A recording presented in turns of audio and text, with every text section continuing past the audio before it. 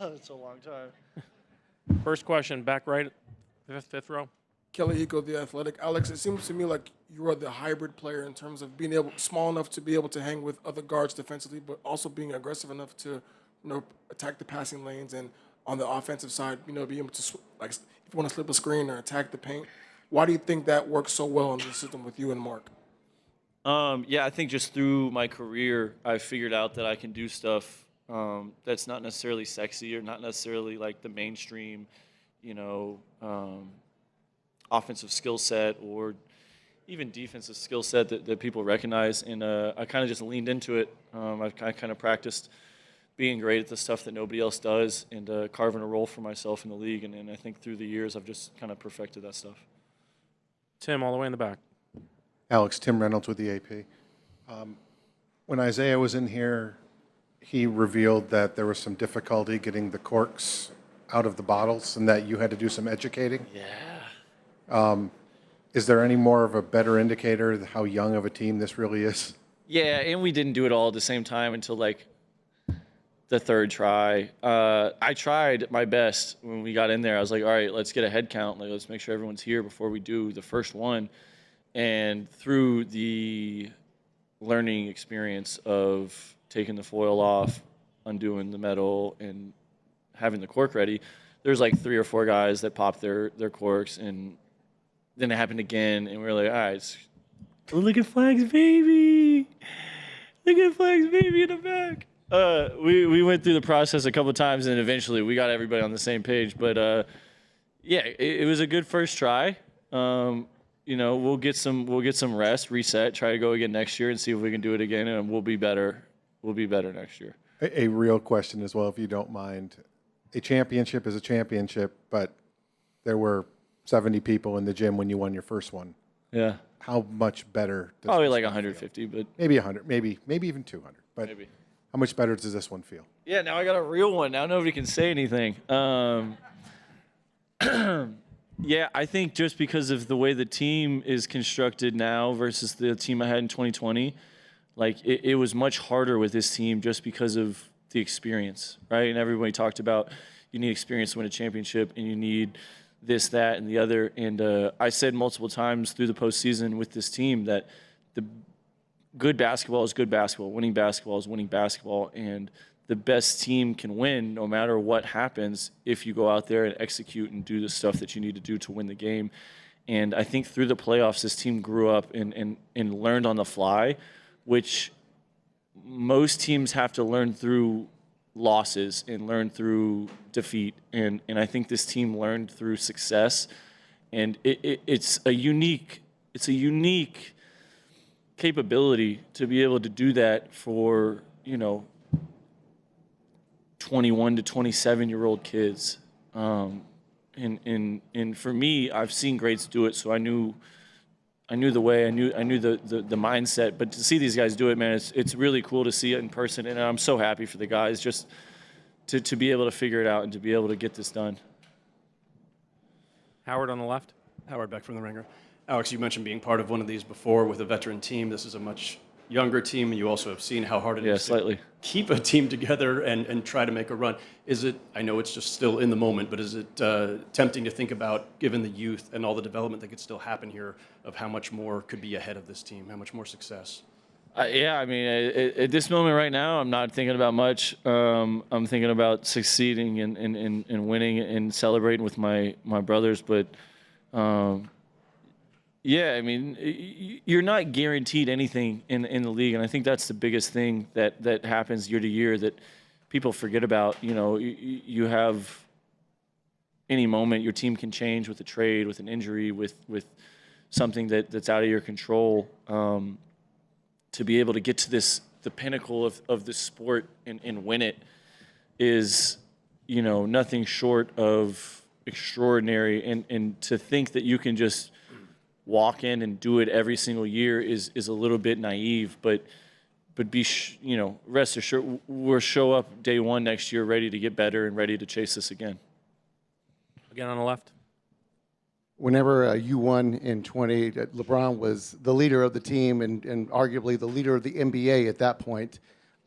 Just talking about Shai and his leadership of this team, Can you just talk about, his potential of being someone like a LeBron James that not only could be the leader of a team, a championship team, but eventually the leader of the NBA?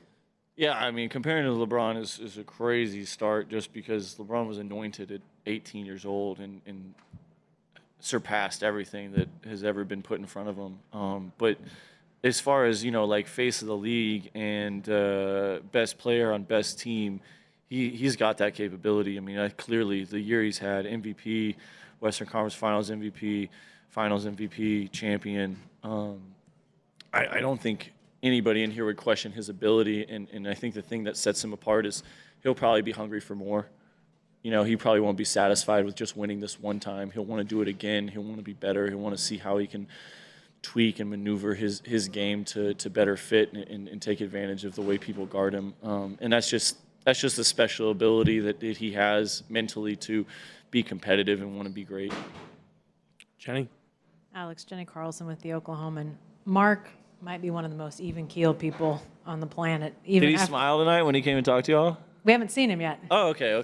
I'll give you a report later. Please do. But very low-key. Did you see him crack at all? Emotions and all of this? Or did he maintain? And what does that sort of just say about his imprint on this team? No, I mean, he's, he won Coach of the Year, was it last year, I think? And arguably could have been again this year, but, that's like a year in, year. They don't give that back-to-back to coaches. That's not a thing. Man, his ability to collaborate with his assistants and then come together and have a clear, concise message for us is second to none. He does a great job of pushing buttons when he needs to push buttons. He does a great job of figuring out solutions to problems. And then he does a great job of holding people accountable, which is a huge thing in the NBA. Because, we talked about Shai's year. He's MVP, he's Finals MVP, all that stuff. And he told him how he needed to play better after Game 6, and he was really sticky, and he needed to move the ball. And Shai had 12, 13 assists, probably a season high for him, and on top of doing all the stuff that he normally does. And I think that's one of the unique things that Mark brings to, the coaching aspect is just his ability to not really care about quota, his what the status quo is. He's going to coach how he knows to coach, and it's the same way that he coached me when I was on the G League 9 years ago, and that's probably the reason that he's had his success as he has, is he's been true to himself. Barry, straight ahead. Tulsa World, you guys played a pretty good defensive first half. You start the second half. Indiana goes 4.5 minutes without scoring, seemed really out of sorts. Start the third? I mean, to start the third quarter, yeah. What did you guys do start that second half that really turned up the defensive pressure? Yeah, I mean, the game just came down to winning coverages and then winning closeouts. I think in the beginning of the game, we did a really good job of closing out to their guys and taking away shots, but then also winning drives, and then got a little loose late first, early second. And then to start the third, we kind of knew what it was. We held them to 48, and Nimhard hit a 30-foot step back at the half. So you can't be too mad and too upset about defensive intensity and execution in the first half. We knew that it was probably going to be more offensive stuff that was going to open the game up for us. But even saying that, our defensive mindset and just execution, start of the third and then start of the fourth. They were at 68 for a long time, start of the fourth, which gave us that separation, which we've talked about in this series, that they're going to make runs. They're a good team. They don't give up. They play with heart, and they made a run. But we had to score at 20 instead of 10, and so then it wasn't a 1-2 point game. It was still a 10, 11, 12 point game, and I think that's really what gave us that window to win the game. Last two questions in the center and on the right. Valencia King, Real Talk Sports. Alex, you mentioned a few games ago not to congratulate you earlier, so officially congratulations. Yeah, thank you. Appreciate that. Of course. My question is, we talked to you a lot about your veteranship on this team, but I'm curious, as a veteran, what have you learned throughout this journey from the young guys, whether it's new music, new dance moves, even non-basketball related? Yeah, no, I'm still pretty in tune with the music. They make TikToks, and I've abstained from that. I might get roped into one of those in the coming days just because of happenstance. But this group has like a, I talked about it up on the stage after the game. They have a joy about them. They have a unique maturity that comes with, a lack of experience that's rare. And I think just being able to show up and everybody accepts everybody for who they are and able to be themselves and really impact the game and impact the team with who they are naturally, it goes a long way. And I think it really helped us through the year and then obviously through the playoffs. Last question, second row on the right. Hi, Alex. Leandro Sarhan, ESPN Brazil. A lot of us talked about the full circle moment of you playing the G League for the Thunder and now you're a champion for the team. How much more special does that feel for you? Yeah, I mean, this isn't something that I take for granted.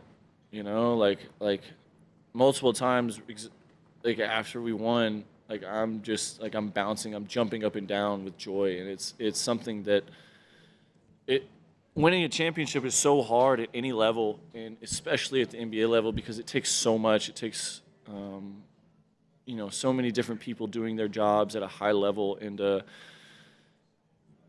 I'm a very present person, so it's hard sometimes to understand and think back to like, man, I was in the G League and like I wasn't even in the NBA, and I had to go to summer league, and I had to go to G League elite camps, I had to go to Portsmouth, I had to do all these things just to get the invitation to get to an NBA team, and then from there I had more work to do, and then from there I had to work for a second contract, and the second contract I had to work to get to a team like this to be a capable winner and champion winner. So it's something that like I said, I don't take for granted, but immense pride. It's something that I'll celebrate with my family and my fiance and my close friends, my agent, like people that have been there with me through the journey, that have seen me through the highest of highs and the lowest of lows, just people that have really supported me from the start. Thank you, Alex.